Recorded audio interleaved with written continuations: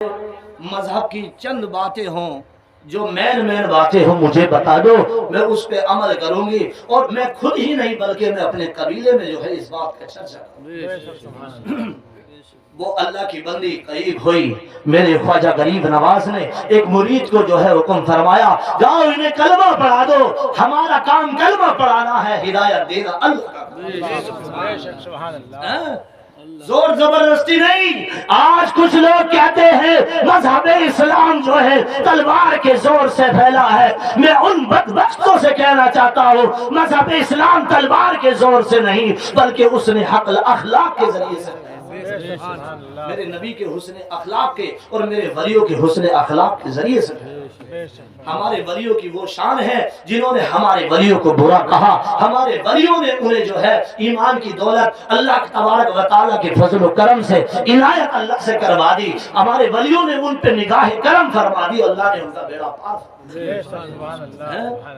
लोग पत्थर मारा करते थे, तरह तरह दीवाना किया कहा करते थे, लेकिन किसी को बुरा न कहा, क्योंकि जब मेरे नबी को पत्थर मारे गए ताइफ के मैदान में तो मेरे नबी ने फरमाया, आज ये मुझे पत्थर मार रहे हैं लेकिन इनकी आने वाली नस्लें मेरी इश्क में मचलेंगी, इनकी आने वाली नस्लें मेरे इश्क में मचलेंगी। आज वही हुआ, पूरा ताइफ जो है शहर जो है अरब के अंदर वो सारा का सारा मुसलमानों से घचा घच भरा हुआ है। जब वो हिस्ट्री पढ़ते हैं कि हमारे पूर्वजों ने, हमारे जो है बड़े बूढ़ों ने नबी को पत्थर मारा था, शहर से बाहर निकाल दिया था, तब वो रोते हैं अपने बड़े बूढ़ों की इस बात को सुनकर कि उन्होंने गलत किया। और ये बात तारीख में नोट हो गई कि ताइफ के अंदर नबी को पत्थरों से मारा गया, कुत्ते पीछे लगा दिए गए। कुत्तों ने देखा, नबी के चेहरे का दीदार किया तो कुत्ते नबी के ऊपर फिदा हो गए, आशिक बन गए। लेकिन इंसान को वो अकल नहीं मिली थी तो नबी के जो है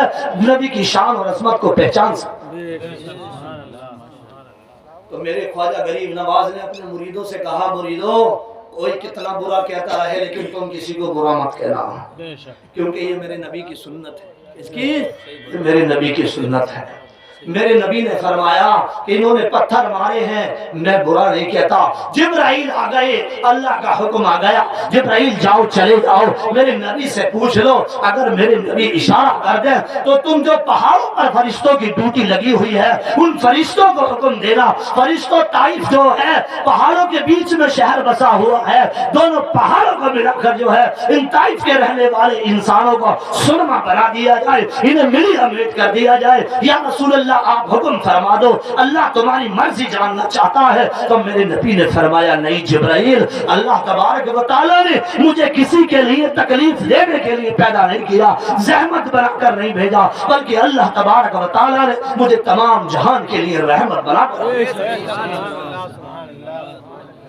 मुझे अल्लाह के प्यारे रसूल फरमाते मुझे अल्लाह ने तमाम जहान के लिए रहमत बनाकर। तो मेरे प्यारे इस्लामी भाइयों, बुरा कहने की जरूरत नहीं है, मोहब्बत का पैगाम पहुंचाने की जरूरत है। जो वलियों के आस्थाने पर आते हैं, गैर भी आते हैं तो अपने भी आते हैं, तो उन्हें भी बुरा कहने की जरूरत नहीं है। यह हमारे वलियों की शान है कि इनके पास तो जो है दूसरे भी आते हैं तो अपने भी आते हैं, अपने भी आते हैं तो पराए भी आते हैं। तो इनके आस्थाने पर किसी को झिड़कने की जरूरत नहीं है, किसी को मना करने की जरूरत नहीं है। क्या पता इनकी मोहब्बत के सदक़े में अल्लाह उन्हें ईमान की दौलत।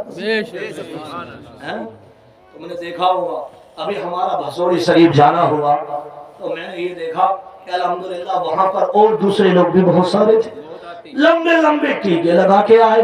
मैंने कहा भाई ये तो अल्लाह की मखलूक है, सब इंसान अल्लाह के बनाए हुए, और अल्लाह तबारक व तआला जिसे चाहे ईमान की दौलत अता फरमाए, जिसके दिल में चाहे अल्लाह वलियों की मोहब्बत डाल दे, जिसके दिल में चाहे नबी की मोहब्बत डाल दे।